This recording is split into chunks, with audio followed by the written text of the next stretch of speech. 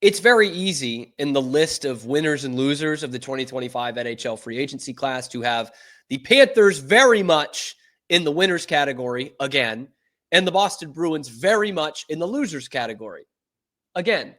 And I've been going over it the last few days, critiquing what the Bruins have done in free agency. They've gone out and gotten a bunch of fourth liners. They're trying to get tougher for the second year in a row, and it just doesn't work that way in today's NHL. And I've gotten a ton of pushback on that from a lot of Bruins fans, mainly saying, what do you mean they don't want to get tougher? Oh, you think it's all skill? Look at what the Panthers are doing. Yes, the Panthers are tougher than the Bruins in way more ways than just dropping the gloves and hitting teams along the boards, okay? To just say that the Bruins needed to go out and get Tanner Jeannot and Sean Corrali so they can get a little grittier to keep up with the Florida Panthers is completely insane. Because while the Bruins are doing this and bringing these stiffs along, the Florida Panthers are doing this for the second year in a row. And it's actually pretty simple why the Florida Panthers are way, way better than the Boston Bruins. And yeah, most other teams in the league too.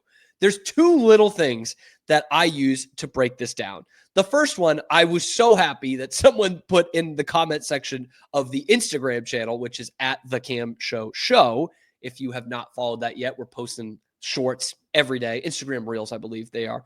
And someone had said, look at the Panthers. Look how tough they are. Why wouldn't you want to get tougher?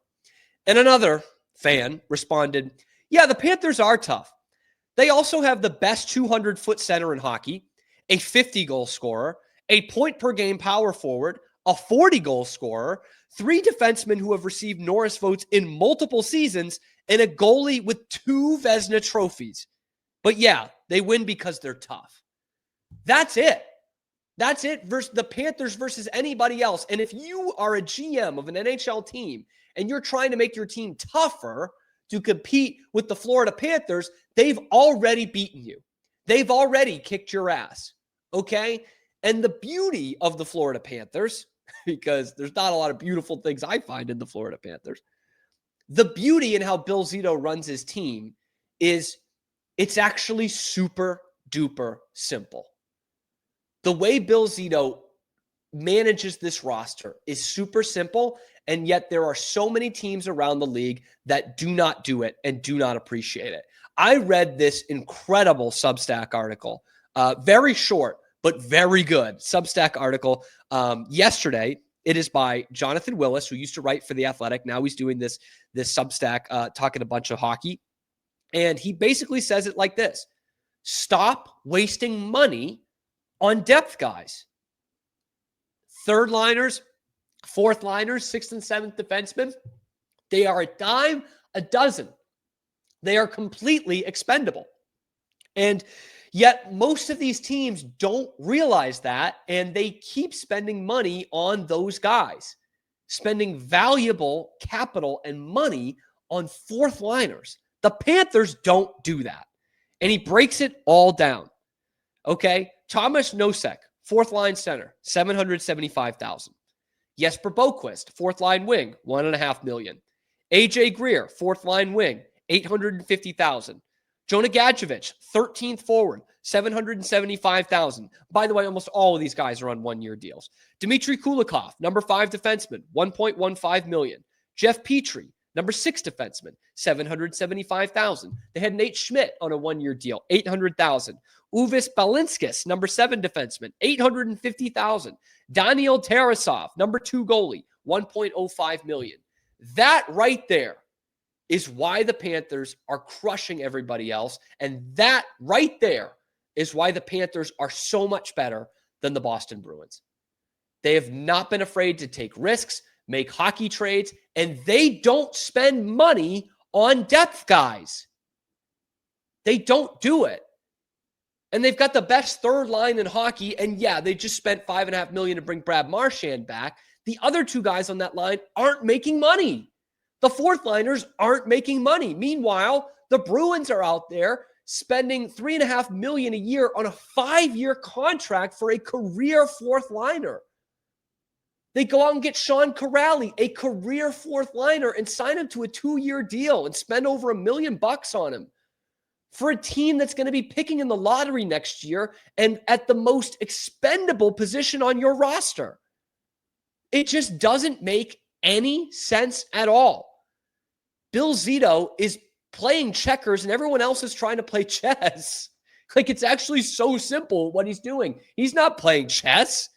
It's simple, man. These guys, it's like a money ball thing in baseball. Like, these guys play such a small role for you.